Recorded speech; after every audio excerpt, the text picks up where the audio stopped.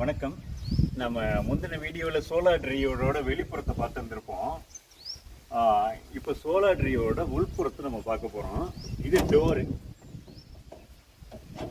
இதுக்குள்ளே உள்ளே போனோம்னா ஃபுல்லாகவே ஜிஐ பைப் போட்டு ஜிஐ கம்பிகள் போட்டு துருப்பிடிக்காத கம்பிகளில் தான் இருக்குது.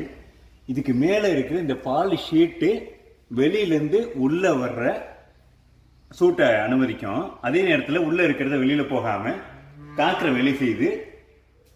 இப்போ இந்த இடத்துல ஒரு சென்சார் இருக்குது.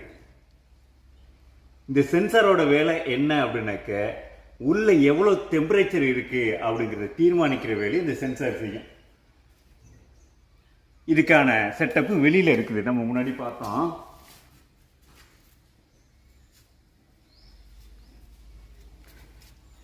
இதில் ரெகுலேட்டர் இருக்குது. இந்த ரெகுலேட்டரில் தான் நாம் ரிமோட் மூலமாக டெம்பரேச்சரை செட் பண்ணுறோம். இப்போ நம்ம டெம்பரேச்சரு 55 டிகிரி உள்ளே இருக்குது. ஆனால் வெளியில் ஒரு 38-40க்குள்ளே தான் இருக்கும். உள்ளுக்குள்ளே ஒரு 55 டிகிரி செல்சியஸ் இருக்குது. ஹியூமிடிட்டி ஈரப்பதம்ங்கிறது ஒரு 16 இருக்குது. இப்போ ஈரப்பதம் ஒரு வேளை அதிகரிச்சது அப்படின்னாக்க இந்த ஃபேன் வேலை செய்ய ஆரம்பிக்கும். இந்த ஃபேன் வேலை செஞ்சு உள்ளே இருக்கிற அதிகப்படியான ஈரப்பதத்தை வெளியில் தள்ளுற வேலையை செய்யும்.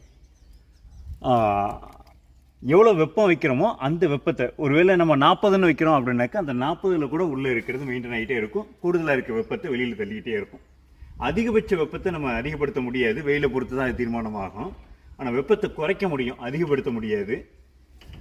இது ரொம்ப சுகாதாரமான முறையில் விளைபொருட்களை காய வைக்கிறதுக்கான ஒரு அமைப்பு. நல்லது.